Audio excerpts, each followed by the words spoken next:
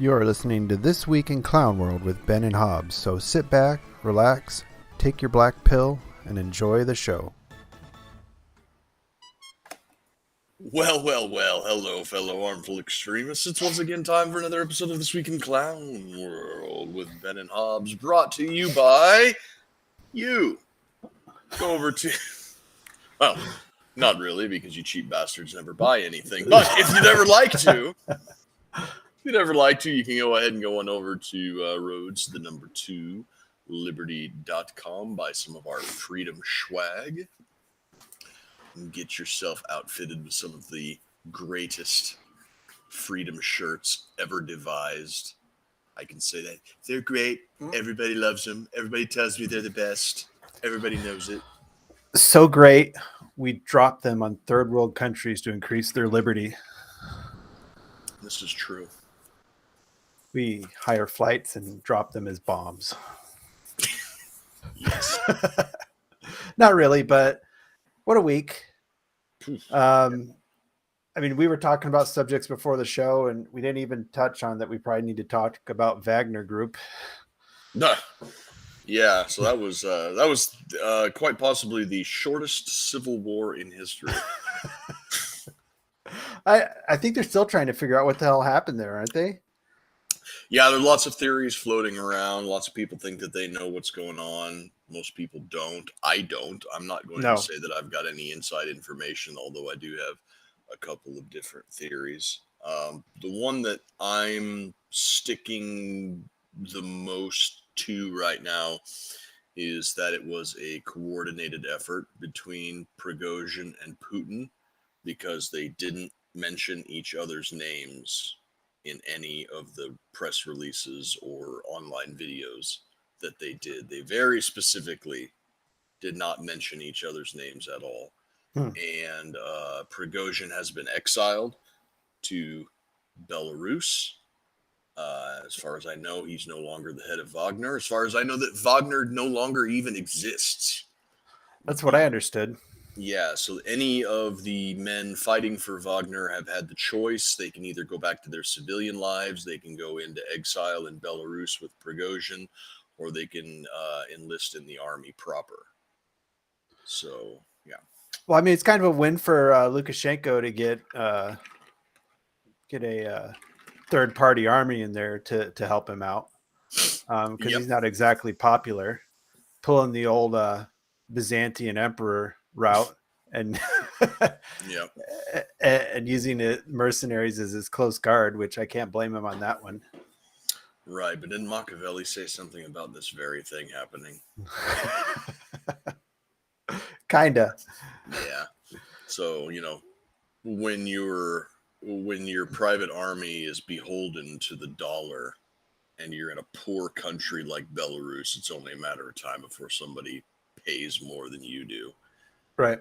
But yeah, so those were the three options given. A lot of the soldiers were rolled into the army. A lot went into exile. A lot just went back to their civilian lives.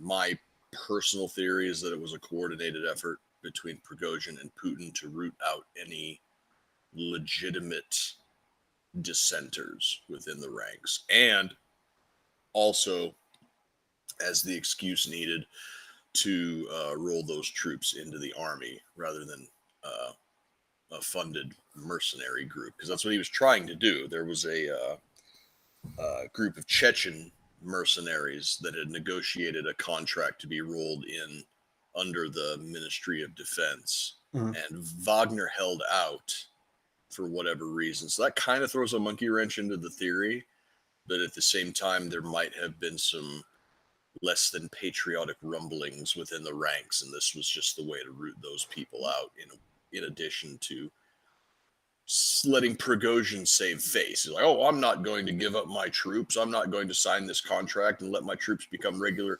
conscripted soldiers and blah, blah, blah. And I'm just going to lead a march for justice on Moscow.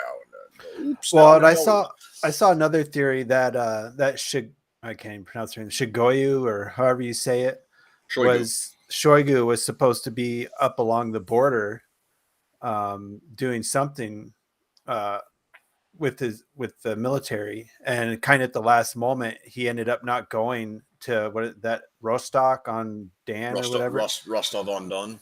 Rostock von Don, and at that point he had already started the wheels going, so he's just like, fuck it, we're doing it live. and went rolling in. Mm-hmm. And it turns out the American intelligence community had quite a bit of info on it too, is what they're saying. Who knows if it's true or not? Yeah, they claim to have known about this alleged attempted coup weeks in advance. It's when you have a small mercenary army rolling up towards the capital of the owner of the largest nuclear arsenal in human history. Those are the sorts of facts that you kind of want the other side to know, even if you're not on really good speaking terms with them. Mm-hmm.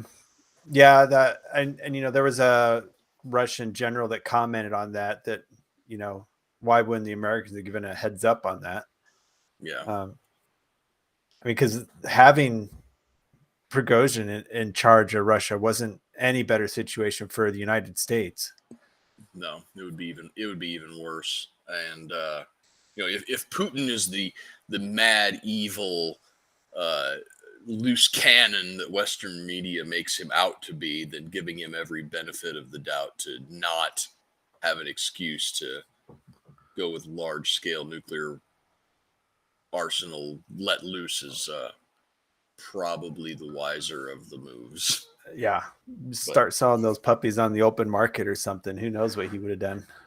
Yeah, but nobody ever accused our government of being intelligent these days, or even semi-lucid. So I just wanted to hit on that because last week I had to bail because of the tornado issues. So little housekeeping there. Fresh for this week though. What do you want to hit first? Let's see. So the Biden corruption, it just keeps snowballing. It just keeps getting worse.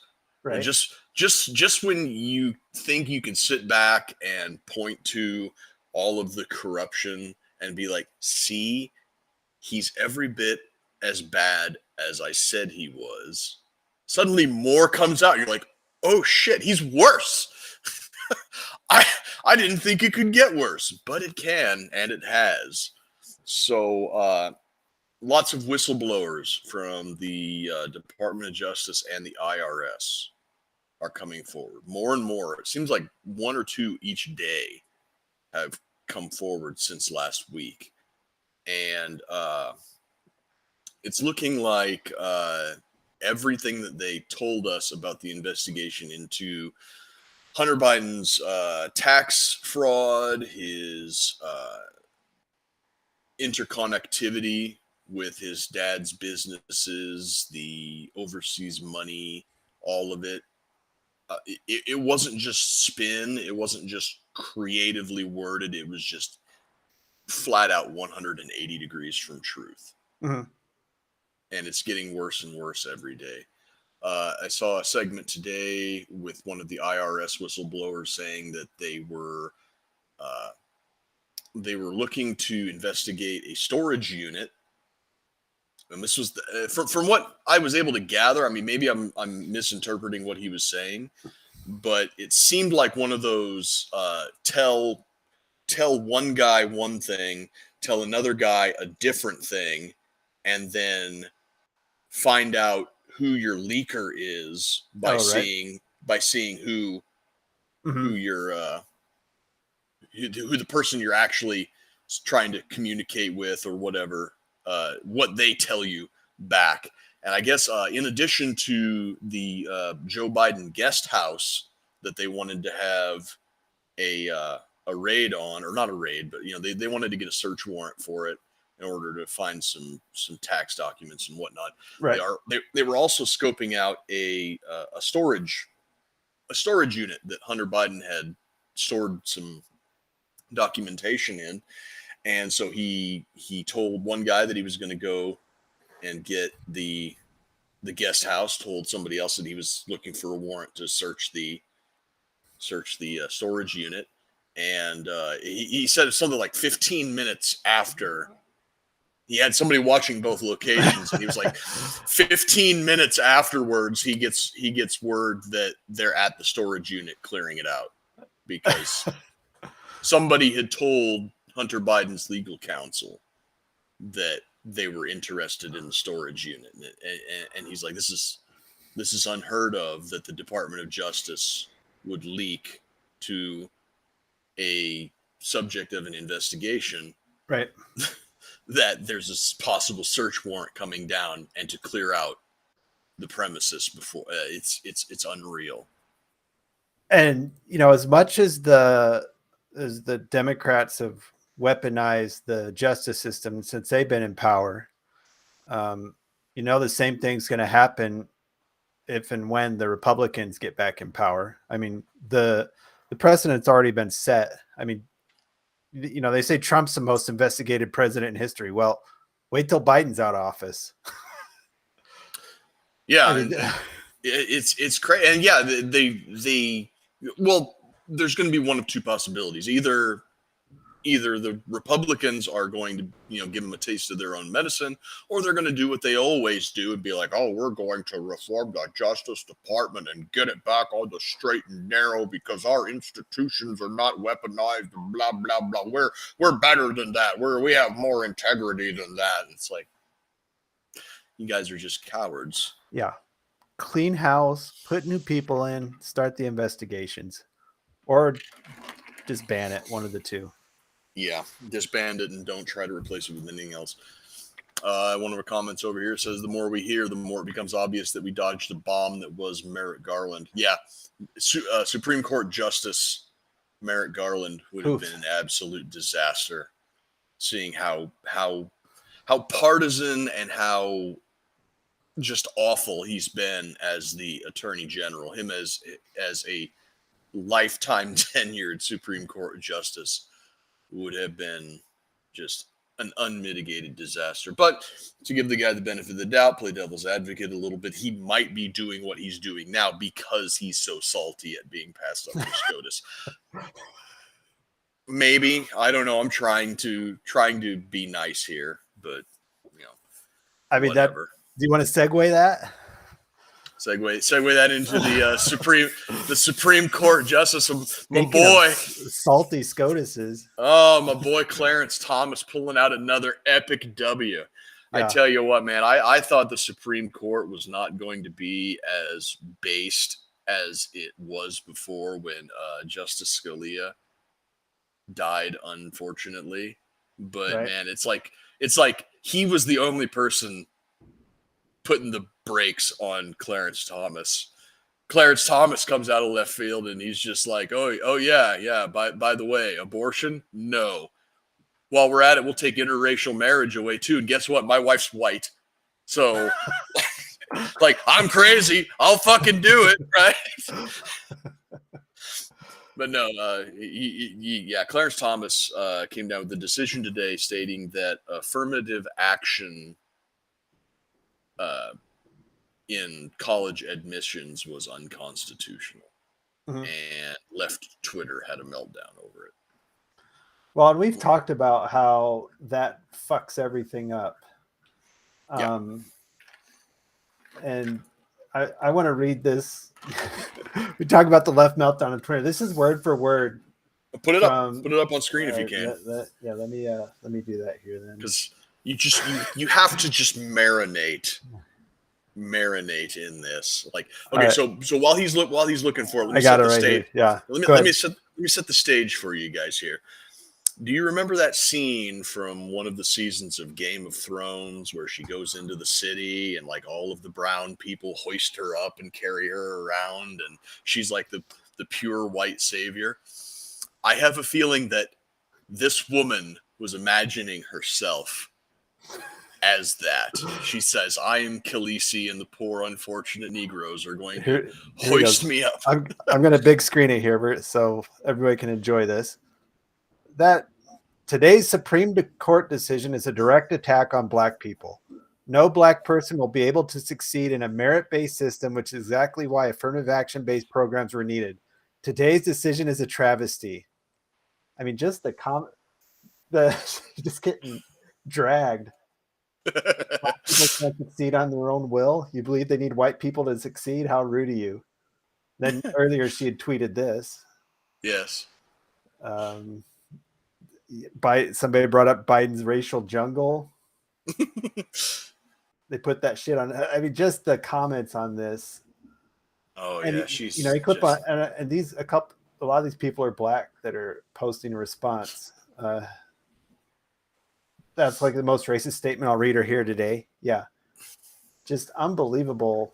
That she doesn't even realize what she's saying. Yeah. So she said it out loud, and you said that a lot of the people commenting are black, and Here, Prince Carlton. I clicked on his. I mean, he's a lefty, Bitcoinish black man. Yeah. This is what liberals think of you. Yeah. Yeah. Yeah. And the thing is that I think that because she said it in that way, in such a way, this is a big red pill moment. This is not isolated. If we have any black or Latino or whatever viewers right now that are watching this or watching it in the future, realize that this is not an isolated incident. This is how they think of you. They think that you are not good enough on your own merits to succeed on your own without the help of Big Daddy government. That's all that affirmative action is Big Daddy government stepping in to lift the poor Negroes up from their racial handicap. That's what they think of you. Mm-hmm. The difference is between a left-wing racist who has the bigotry of low expectations and the racist who hates you just because he thinks that you're an inferior person, is that the left-wing racist with the bigotry of low expectations, they think that what they're doing is virtuous.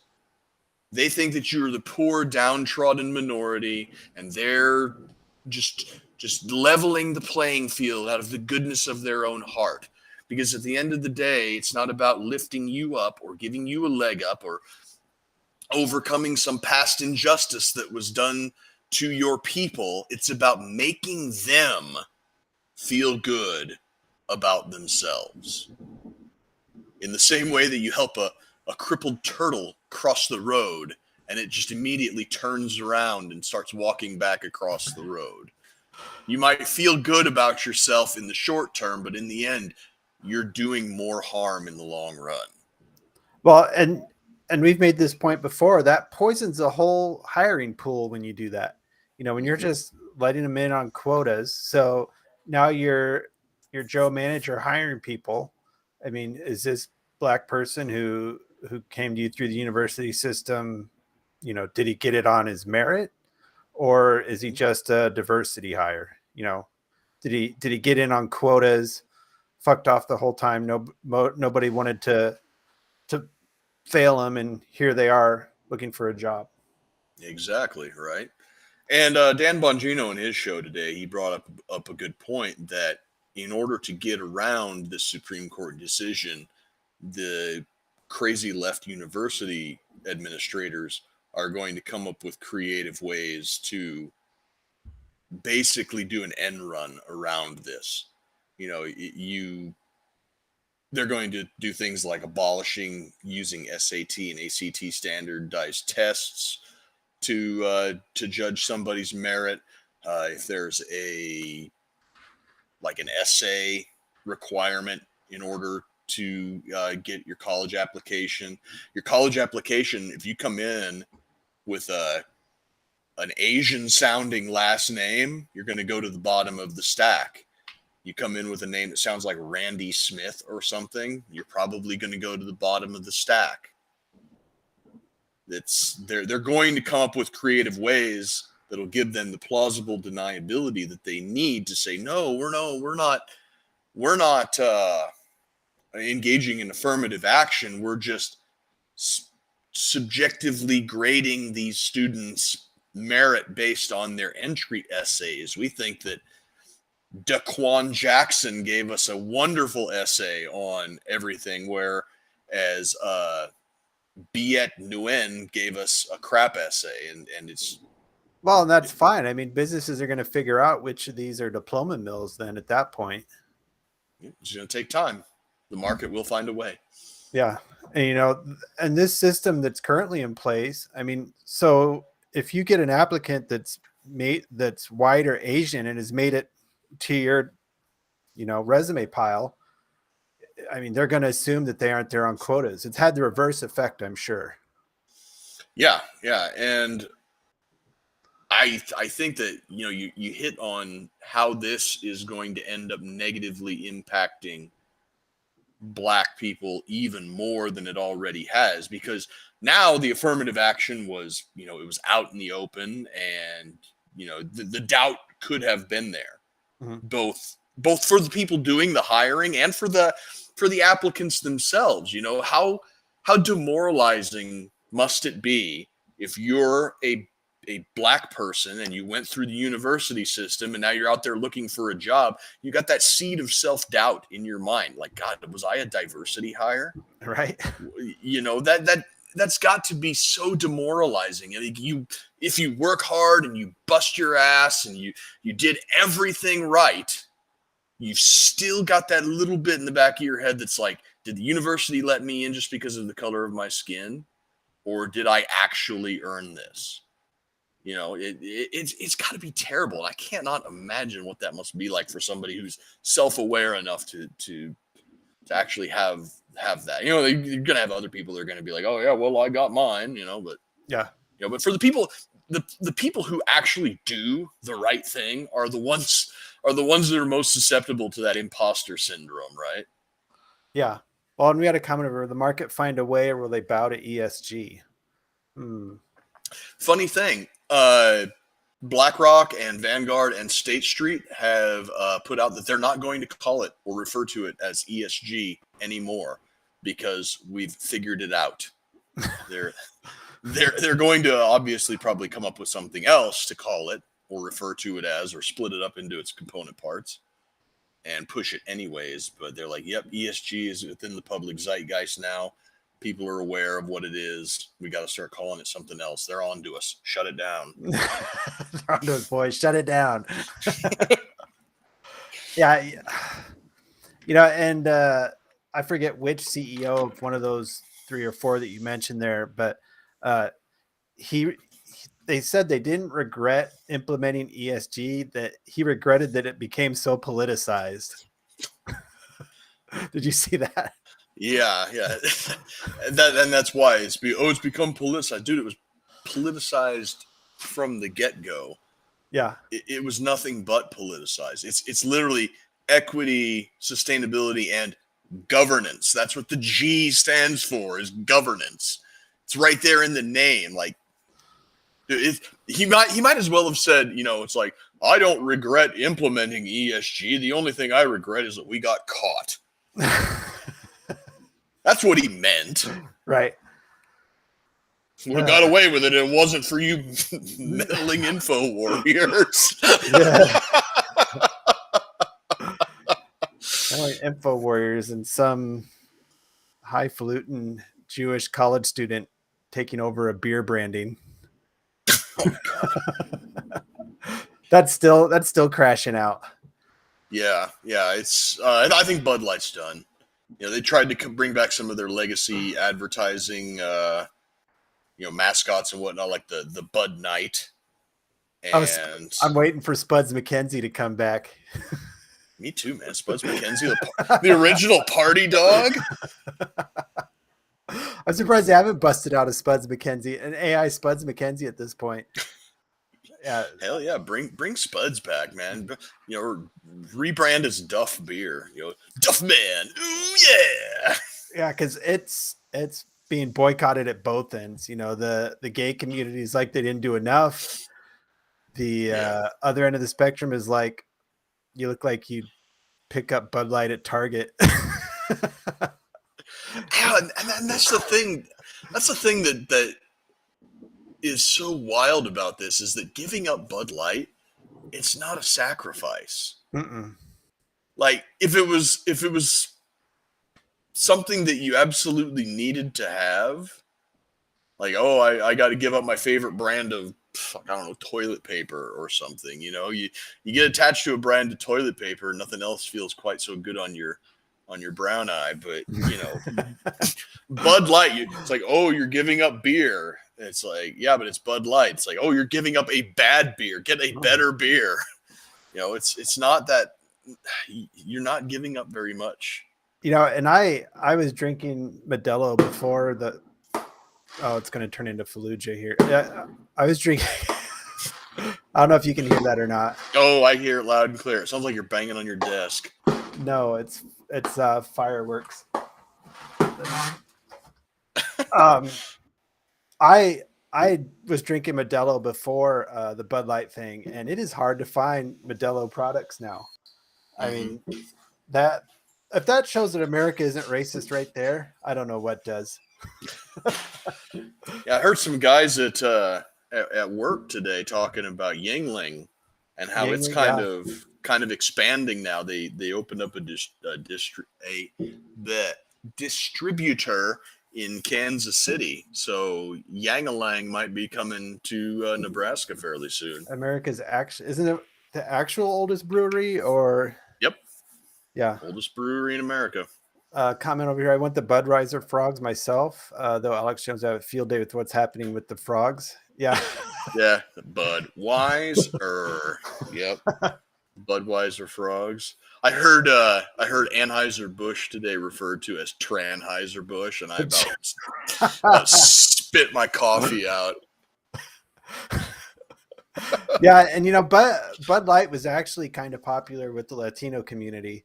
But if there's one community that doesn't want to be accused of being gay, it's your cholos. So, I mean, it got dropped quick. And hey, home, you pick up that Bud Light at Target?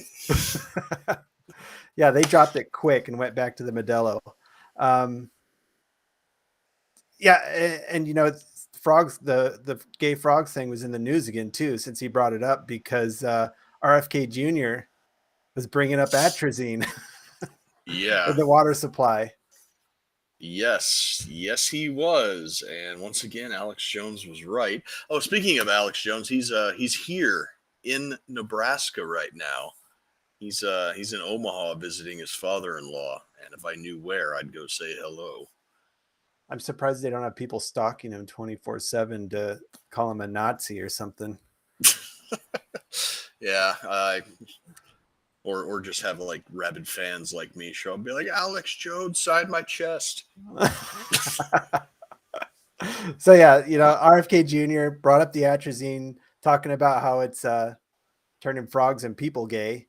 He got dragged a little bit, but he's never brought up a point and not had sources to back it up. Yep, exactly. He had a town hall last night on News Nation, and if you guys are unfamiliar with News Nation, they're like the left-wing equivalent of OAN or Newsmax. Oh, I'd never heard of it. Yeah, there was such a thing. Yeah, it's a new like streaming channel or whatever. You can get it on like Roku or whatever. They're on YouTube and stuff like that. They got Chris Cuomo is one of their hosts now. They're trying to follow they're trying to follow the Newsmax and OAN model by being the sort of like online equivalent before the left wing, right? So RFK gave a town hall last night. It's about an hour and 20 minutes long. Wow. It's on the News Nation YouTube channel right now. I listened to most of it on my drive home tonight. And his speech, his campaign launch, everything that he's done that's been a sort of a formal announcement or anything like that has been somewhat disappointing. This town hall that he gave last night, he killed it. I mean, the moderator or the host or whatever you wanted to call her, he had her like sputtering, like but he brought up all of these points that were down the middle of the road. He had good things to say about Trump. He had good things to say about Biden. He laid out policy positions that didn't just come off as stupid, my tribe knows what's best for everybody, that's why you have to listen to me. He laid out an immigration policy about how that sounded like a combination of his uncle JFK and Ronald Reagan. You know, he said the words, "A nation is not a nation if it can't control its own borders." That's straight out of the Ronald Reagan playbook. While he was also saying that immigration, legal immigration, especially skilled labor from overseas, is a good thing for the country, just like his uncle JFK would say. So he had these wonderful positions, and the moderator was sitting there like sputtering and like, "Oh, so you think Trump's wall was a good idea?" And he's like, "Well, no, not a 2,200-mile wall across the entire southern border from San Diego to Brownsville, Texas, but certain high traffic, high population density areas. Yes, you need a physical impediment to the movement of massive numbers of people from all over the world that you cannot vet and tell who they are. Whereas other places where there isn't a lot of foot traffic, you can have sensors and regular patrols for the border patrol to patrol the border, do what they're paid to do, rather than just be a rubber stamp mass entry group to get people in." And she's like, "Yeah, but anybody who comes here, they have to show a need for asylum." And he's like, "No, they don't. Like, they get a court date 7 years from now. They come in, they get a ticket to any city that they want in the United States, and they basically have a 7-year carte blanche pass to do and go wherever and do whatever they want within our country. And by the time their court date comes, God only knows where they're at, and you know they're not going to show up for that." And yeah, that was like she was speechless because he's right. You know, and saying these things doesn't make RFK a racist any more than it made Trump a racist. You know, it's common sense policy. You know, the United States can't just be an open door because, one, I don't have the kind of money to be taken for me to support people from the third world coming over and living off the government's largesse. And two, in the past 20 or 30 years, the United States has made a lot of fucking enemies. A lot. Well, I've always been of the thought you can have an open door as long as they're checking in and getting documented as they're coming in. You know what I mean? What we have now, where they just wander in, not knowing who the hell they are, it doesn't work at all. I mean, you can relax. I mean, there's no reason not. If somebody wants to come to America and they don't have a criminal record and they're not a complete shithead, there's no reason not to let them in. There's plenty of jobs here, plenty of territory. Bring them in. Yeah. You know? Yeah, and especially if they have something unique and worthwhile to contribute to the country. But just allowing anybody to come here from any part of the world, you know, we've said this before in this podcast, you know, we're the libertarians, we're supposed to be the open border people and whatnot, but bringing third world people with third world educations, an unknown degree of literacy in their own native language, let alone English, into this country with no marketable skills, questionable education, no language skills, unknown numbers of foreign diseases, all of these things is doing nobody a favor. It's not doing the people in this country a favor because then we have to support them, and it's not doing them any favor because then they have to basically be a ward of the state for the rest of their lives. Yeah, and it's so screwed up now that even the ones that would make good American citizens, they don't have a chance of getting in. I mean, it's so fucked up that there's no good route for those people to get into America. Right. So yeah, he makes a good point there on, you know, I'd be curious to see how he would expand on it. But I'm surprised he even brought it up on a left-leaning network. That's one of the no-no things they're not supposed to talk about. Well, it was a town hall, so somebody asked him about it. Oh, somebody asked him. Okay. Yes. The other one was obviously he was talking about the vaccines and big pharma, and they were trying to paint him as the anti-vax guy. when he's not. Okay. But he's not an anti-vax guy. He's not one of these guys that's like all vaccines are bad and evil and you should never do it. His position is that vaccines should have the same amount of pre-licensing testing and longitudinal study that any other medication does, as well as be subject to the same amount of scrutiny and liability in the rare case of injury. That's all his position is. That guy that called him out on Rogan, whoever the hell that was, do you remember? Peter Hotez. Man, I watched a montage of stuff he said about the vaccines, and what a shitbag. Yeah.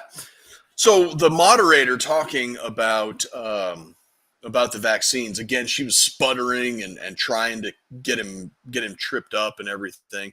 And her thing that she kept trying to get him hung up on is just like, so you're saying that all of these doctors and all of these scientists and all of these pharmaceutical companies are lying to us? Like the doctor who just asked you this question, he's lying to us?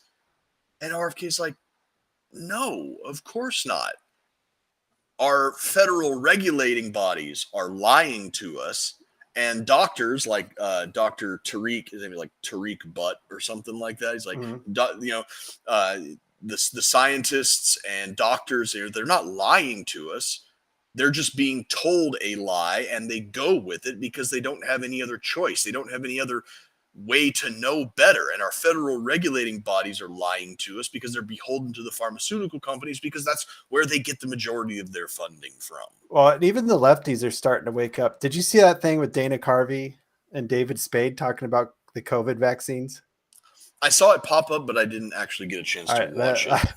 Let me throw it up here because even they're starting to figure this. Oh, that's a different one. Sorry. Here it is. COVID. I know.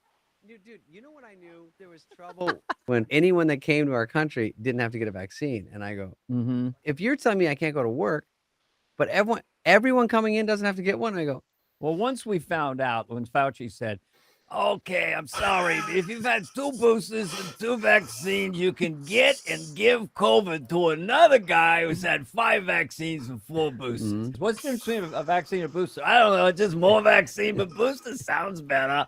Anyway, a guy with 25 vaccines would get and give COVID to another guy with 25 vaccines. That's why I'm introducing the daily COVID shot. Every day you get a shot. By the time you get to your car, you got no immunity. But it's a beautiful 39 seconds. I miss COVID. I know. Dude, you know what I knew? They're starting to realize it now too. Yeah. I mean, that other. Let me play this other one. I forgot to play it earlier. I mean, here's why RFK Jr. has a chance. Here's Joe. This popped up. This is Joe Biden in an interview. I think it was a couple hours ago. So this is something else. Well, and the ones that didn't vote for your bills but run on them. That's too. right. Mr. President, thank you. Thank you. Thank you very I much. appreciate it's great to have you. Thank you. Thank you. They're still doing the Don't show. go anywhere. It's a very exciting day around here. We'll have reaction and analysis to everything we just heard. Well, and the ones. Where's he going? Where are you going, Joe? Ice cream time, I guess. I don't know. Yeah. Did you see the? He got up in front of the, or got behind the podium the other day, and he had the mask marks on his face. Oh, from his CPAP? Yeah, from a CPAP machine in the middle of the day. Like, is he like taking a nap in a suit and they just like put the CPAP on him and it's like, Mr. President, you got to talk to the press. They got him in an oxygenated chamber and they're infusing him with blood of infants, a couple times a day just to keep him functioning. Yeah. You even if you have a CPAP machine, right? You roll out of bed in the morning, you take it off your face, and by the time you get dressed, those marks are gone. So either he literally like got out of bed in the middle of the day and took it off. Yeah, or he's got such circulation problems that those lines stayed on there for minutes. I mean, they were prominent. I mean, Yeah. I'm going to go with he had just rolled out of bed. They changed his diaper, gave him a shot of meth and sent him out there or something, whatever they're pumping him full of to keep him functioning. Because sometimes he's very cognizant and other times he's just like that interview. Mm-hmm. Yeah, just like pervitin left over from the Second World War or something. But yeah, that right there, you know, RF seemed like a long shot, but I mean, Joe's getting worse and worse. And somebody up here made a comment that I thought about bringing up, you know, thoughts on the Biden stuff being an excuse to arrest him and clear the way for Newsom. I mean, the Democrats got to unhitch from the Biden train at some point if it gets really bad. It's getting bad. It's getting to the point where they can't ignore it anymore. They can't gaslight you into believing that everything is fine. But for Newsom, I don't think so, because California is such a dumpster fire right now that no amount of spin is going to cover that up. I think it's Michelle Obama. Michael? Yeah, Big Mike. You think it's Big Mike? I think it's Big Mike. I mean, have they kept him? I don't know if they've kept him insulated enough from Biden to, I mean, there's going to be some questions there. It's possible, but Newsom is so oily. He looks like Patrick Bateman. He's incredibly oily. He's run California that was already on a downward slope. He's just thrown grease all over that slope and given it a hearty shove. Like anybody who can go to certain places in California, especially the ones that sort of align politically with people like Gavin Newsom, can see just how bad. I mean, San Francisco is a meme at this point for being the land of human feces and hypodermic needles on the sidewalk. There's an app that you can download that is a human shit tracker for the city of San Francisco. Find some poop, drop a geotag. That way everybody knows to avoid it. You know, it's unreal how bad it's gotten, and you can't hide from it. So Newsom, no. If I'm going to give Newsom credit for anything, is that he's willing to try these shitty leftist policies that we wouldn't think anybody would try, so we can see what actually happens. So in other words, he's doing us a favor. Yeah. You know, we wonder, well, what would happen if you just did this with the homeless problem? Newsom's like, well, let's run with it. And it made the worse. Who would have guessed? Me. I didn't have to guess. What would happen if you look into reparations? Newsom's like, well, I don't know. Let's find out. Oh, look at that genie's uncorked. Yeah, exactly. So over here it says the UPS union is striking tomorrow. 97% of them voted for. I don't know anything about this. UPS or USPS? I don't know. Yeah, this is the first I'm hearing about it. Speaking of that reparations, have you seen any of the videos of the closing ceremonies of the reparation task force? No. I mean, it was wild. You had people in the audience saying that, you know, 1.2 million a person is not enough. Black people should get half of America. Black people need a national divorce from America and get their own land and money and start their own. Didn't I say it like 2 or 3 years ago? Give them Atlanta and the few counties that surround Atlanta. You can call it New Wakanda. You can do whatever stupid bullshit that you want to do there, and we'll all just sit back and laugh and watch it collapse, because you know it will. I mean, does segregation not work at this point? Are they going to admit that, or what are they? Forced segregation just was a complete failure. Then they're calling for their own universities.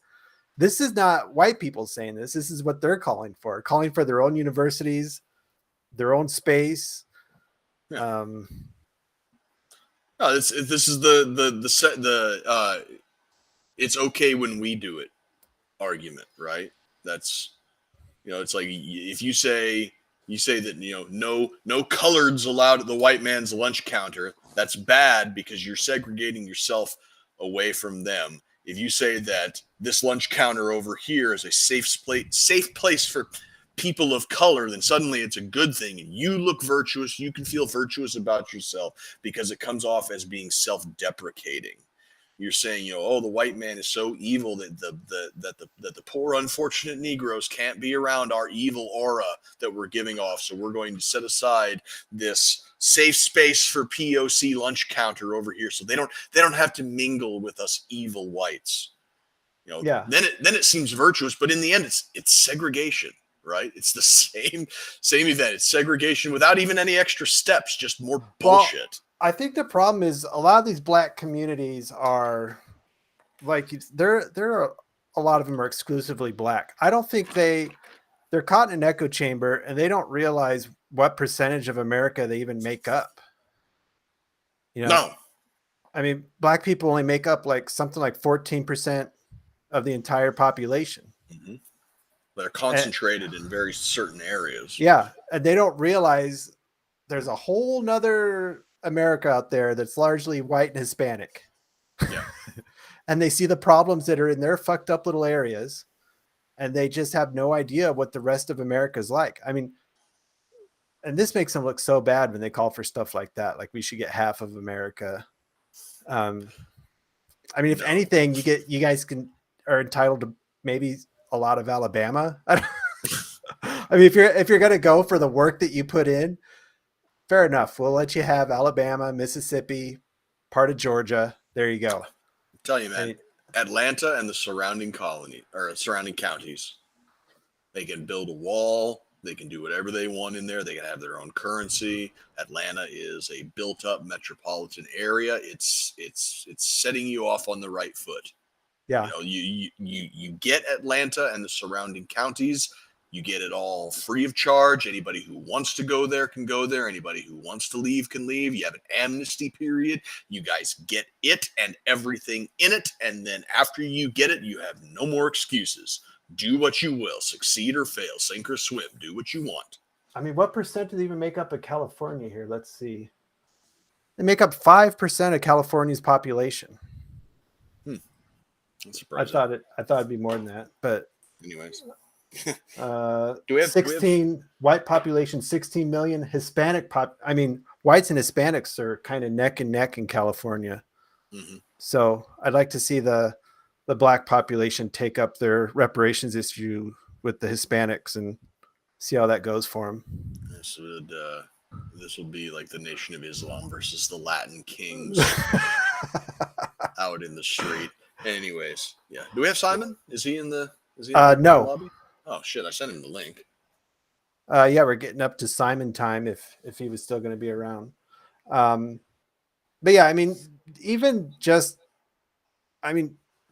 Newsom added some legitimacy to their complaints by looking into it, and the way they did it too. So I don't think, and now it's their problem. He brought up a task force to look at the issues. Typically, you start a task force to fix something. They brought in their demands, and now just like, oh well, thanks. That was an unwinnable scenario to even bother looking into that. Yeah, especially California, who wasn't even around at the time. Yeah, that's wild, isn't it? It's California, not even a state by the end of the Civil War, and they're the ones that are out there leading the charge for reparations. Like, reparations for what?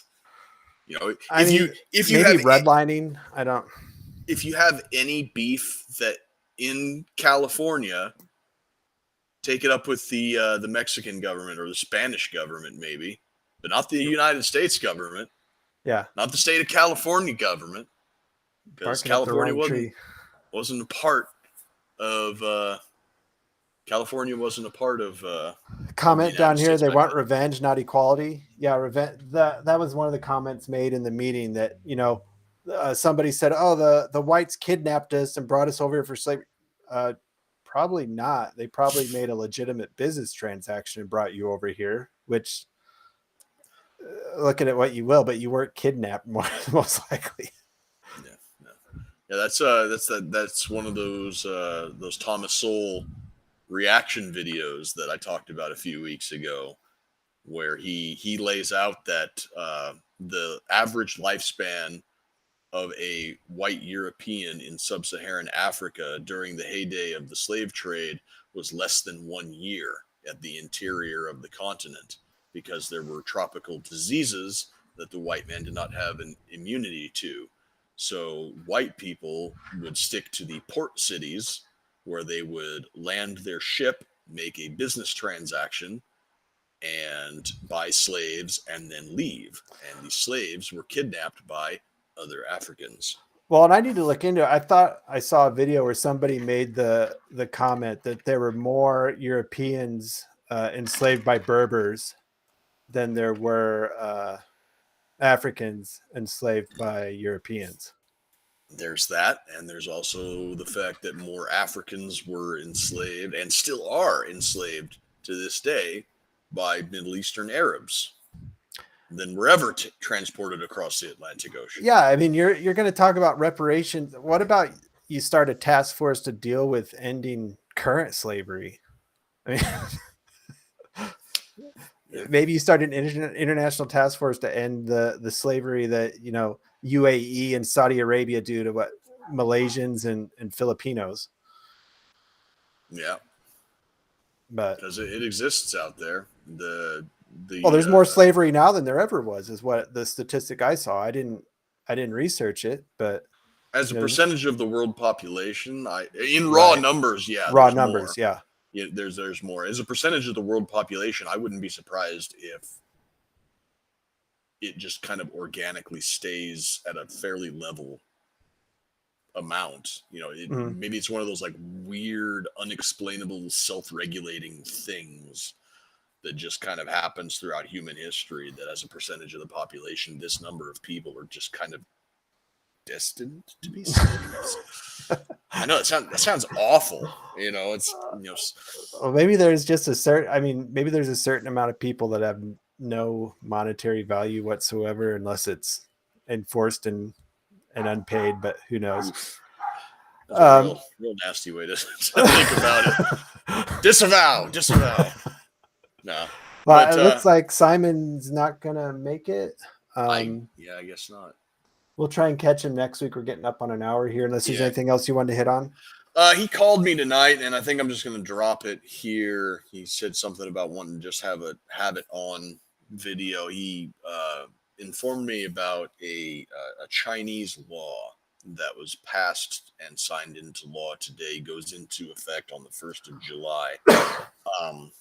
I kind of had a hard time wrapping my head around what it is going to do exactly, but it's like an anti-sanction law that the Chinese are planning to use in the event that the United States levies any kind of trade or economic sanctions. Well, I'm sure they're just in a tiz over getting AI chips.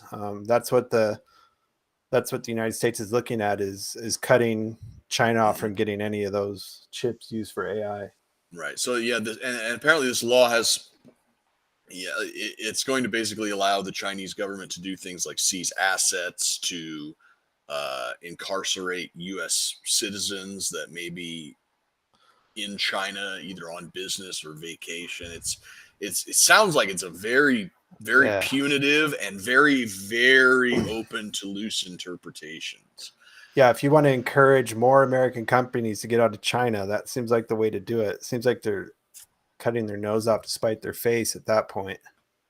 Yeah, so maybe if we get Simon on next week, or like we can do one tomorrow if you want to. It's not a big deal. But yeah, so that'll be. It's very interesting. Simon always has some type of like depressing black pill news from the international that he's able to lay out, in a way that actually I can understand it, because I'm just an idiot. He's always fun to talk to, though. Yep. But yeah, I guess we'll close it out then. We'll see if we can get Simon tomorrow. I'll have to see how my schedule works out, or we'll have him on next week to lay it out for us. Yeah. Thanks for joining us. Been a heck of a week. We'll see what pops up next week, and stay honky.